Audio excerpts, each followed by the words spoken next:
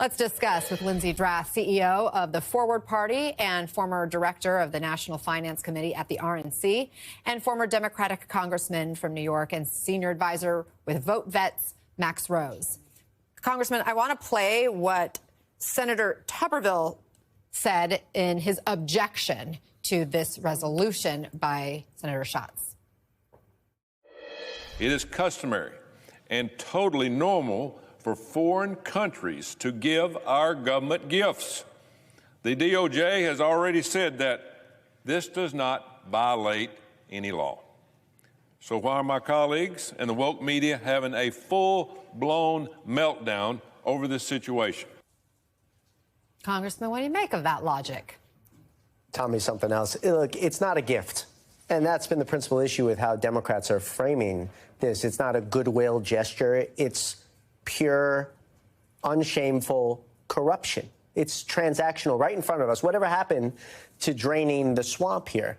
So there's absolutely no reason in God's green earth why Qatar or any other country, for that matter, would just give a $400 million item to the president of the United States. Keep in mind, this is not a gift to the United States government. Donald Trump gets to take this with him to his presidential library in 2029. Even if it were going to stay in federal custody, would that make it okay? No, not in any way, shape, or form. This is a direct transactional item solicited by Donald Trump for God knows what. And even if we may never know what the other side of the transaction is, it colors every single piece of interaction, every exchange that we have with this country going forward. And that just doesn't hurt our diplomatic relations with that nation, but it hurts building trust with voters throughout the country in government writ large. That's how deep and shameful and problematic this issue is. And shame on Tommy Tuberville for actually being able to stand up there in front of people and claim this is a gift, like I just accepted a coupon or a free slice of pizza. It's ridiculous. Look, Tuberville is on one side of this. Not everybody in his party agrees with him. In fact, Lindsey, former Governor Nikki Haley is among the Republican voices coming out against the plane proposal, saying, quote, if this were Biden, we would be furious.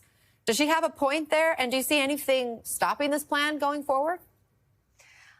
Thanks, Anna. I think that what we're seeing in Secretary Haley's response here is this idea that, well, they did it, so I can do it, or I'll do it because they would do it anyway.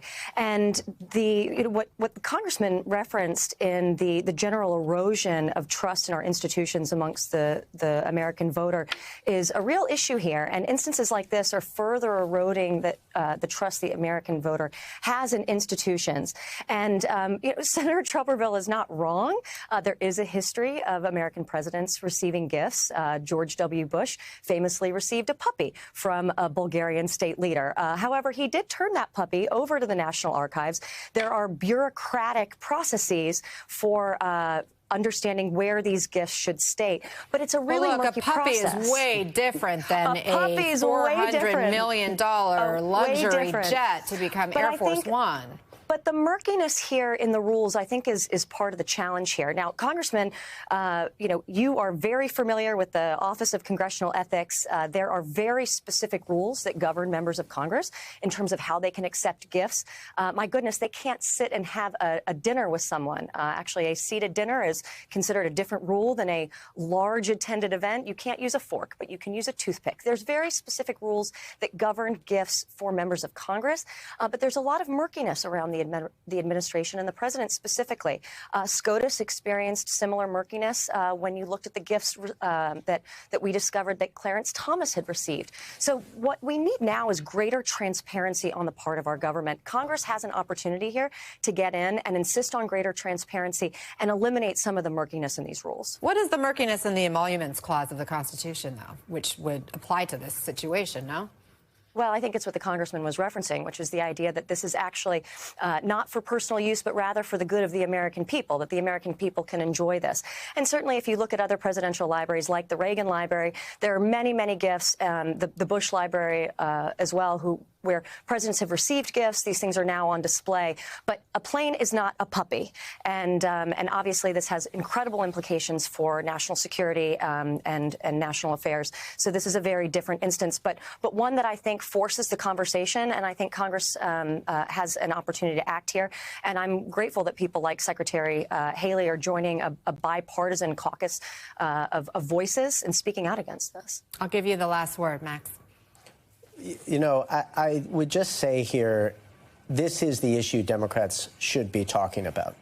As we're talking about, you know, they throw so much at us each and every day, and it starts to feel a little schizophrenic on the part of the Democrats because there's so many horrendous things happening. This is an 80-20 issue.